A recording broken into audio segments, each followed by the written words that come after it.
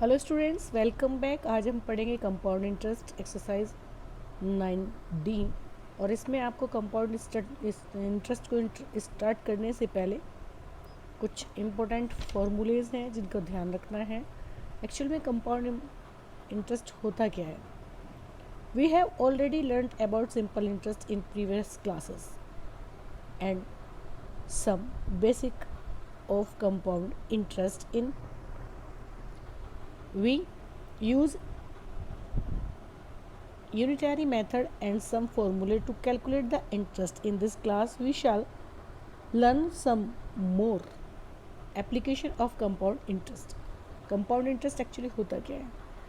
Simple interest जो हमने अब तक पढ़ा है, पहले भी हमें पता होता है कि प्रिंसिपल, टाइम और इंटरेस्ट को मल्टीप्लाई कीजिए, 100 से डिवाइड कीजिए तो हमारा सिंपल इंटरेस्ट आ जाता है, जिसे हम आम भाषा में साधारण ब्याज कहते हैं। किसी व्यक्ति ने अगर किसी से 100 रुपये लिए हैं, 5 रुपये महीने या 5 रुपये वर्ष के हिसाब से ब्याज के दर पे, तो वो उसको हम गुणा करके 100 से भाग करके निकाल लेते हैं। उसका सादा सा फॉर्मूला है आपका SI = P/R/T/100। लेकिन कंपाउंड इंटरेस्ट क्या होता है? कंपाउंड इंटरेस्ट स्टूडेंट्स, जब हम सिंपल इंटरेस्ट पे नहीं कर पाते तो जो हमारा अमाउंट है उसमें ऐड होकर के, जो प्रिंसिपल है उसमें सिंपल इंटरेस्ट को ऐड करके हमें अमाउंट मिल जाता है। फिर वो नेक्स्ट ईयर का प्रिंसिपल बन जाता है और उस पर हमें ब्याज देना होता है, यानी कि ब्याज पर ब्याज। आम भाषा में कैसे समझेंगे? ब्याज पर ब्याज। अगर मान लीजिए आपने 1000 रुपये लिए थे 1 साल के वादे के लिए और आपने वो नहीं वापस किए, तो उस पर जो जितने भी परसेंट आपने, मान लीजिए 5% ब्याज देना था, तो 5% के हिसाब से अगले साल वो ब्याज निकल के आपका 1000 में जुड़ जाएगा। तो वो 1000 में जुड़ने के बाद आपको फिर उस पर ब्याज देना पड़ेगा। तो इस तरह का जो ब्याज का प्रोसेसर होता है, इंटरेस्ट का प्रोसेस होता है, वो आपका कंपाउंड इंटरेस्ट कहलाता है। लेकिन यहाँ पर किस तरीके से निकालेंगे हम इंटरेस्ट, देखिए।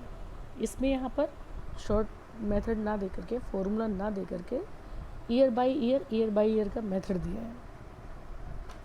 देखिए,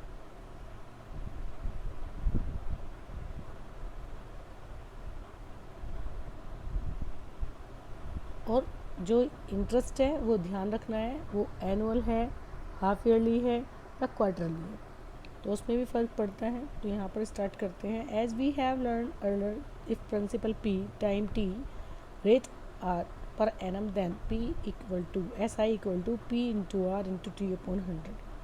अब सपोज एक व्यक्ति ने, a man borrows 1000 at 10% per annum, then SI of first year 1000, 10.100 रुपये, SI of second year, SI of 3 year. इस तरीके से हम ये सारे एग्जाम्पल देख पा रहे हैं। तो ये सारे हमारे इंटरेस्ट हैं, जिस जिस तरीके से उसने लिए हैं, 1 साल के लिए, 2 साल के लिए, 3 साल के लिए, तो इस तरीके से हम करते हैं। अब कंपाउंड इंटरेस्ट का क्या हो जाएगा? कंपाउंड इंटरेस्ट आपका अमाउंट माइनस प्रिंसिपल, यानी कि जो टोटल करके आपका आता है ब्याज में, वो अमाउंट माइनस प्रिंसिपल। तो केस फर्स्ट, अगर एनुअल है तो समय और रेट में कोई डिफरेंस नहीं होता, लेकिन अगर हाफ ईयरली है तो रेट हम हाफ कर देते हैं और टाइम का डबल कर देते हैं। When interest is compound quarterly, तो रेट का हम 4th कर देते हैं और टाइम का 4 गुना कर देते हैं, 4 मल्टीप्लाई कर देते हैं।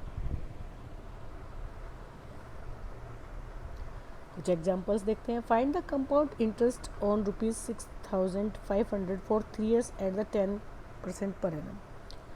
3 ईयर हैं तो क्या करेंगे? फर्स्ट ईयर के लिए हम इंटरेस्ट निकालेंगे, P/R/T, 6,500 मल्टीप्लाई 10/100 मल्टीप्लाई 1, तो 650 रुपीज़ आपका इंटरेस्ट आ जाता है। अब अमाउंट क्या हो जाएगा फर्स्ट ईयर के लिए? सेकंड, मतलब amount of the end of first year क्या हो जाएगा? जो हमारा प्रिंसिपल था उसमें ऐसा ही जोड़ देंगे।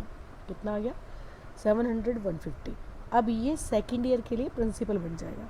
तो सेकंड ईयर के लिए प्रिंसिपल कितना हो गया? 7150 मल्टीप्लाई 1 × 10। अब इसका इंटरेस्ट कितना आया है? 715। तो सेकंड ईयर का जो आपका अमाउंट है वो हो जाएगा एंड में 700, 150 प्लस 715, 7,865 रुपीज़। ये अब प्रिंसिपल हो जाएगा आपका थर्ड ईयर के लिए। तो थर्ड ईयर के लिए प्रिंसिपल हो गया, इंटरेस्ट आ गया, तो टोटल इंटरेस्ट कितना हो जाएगा, ये आपका थर्ड ईयर का एंड का अमाउंट कितना हो जाएगा, ये इंटरेस्ट और आपका पी दोनों ऐड करके 8651.50। अब हम क्या निकालेंगे इसमें से, कंपाउंड इंटरेस्ट। तो कंपाउंड इंटरेस्ट कैसे निकालेंगे बेटा, जो फाइनल आपका निकल के आएगा थर्ड ईयर में उसको हम माइनस कर देंगे आपके प्रिंसिपल से।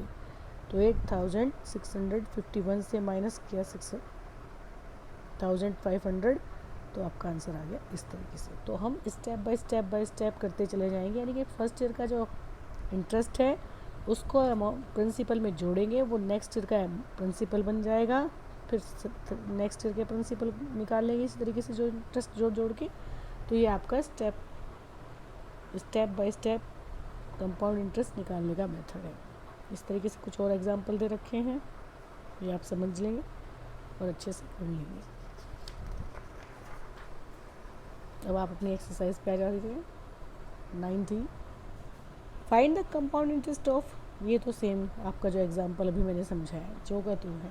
इस तरीके से आप सारे क्वेश्चंस को कंप्लीट कर लेंगे, इनमें कोई भी दिक्कत नहीं आएगी। जो क्वेश्चन नहीं आएगा वो आप समझ सकते हैं। तो स्टूडेंट्स ये एक्सरसाइज आपको पूरी करनी है। Thank you.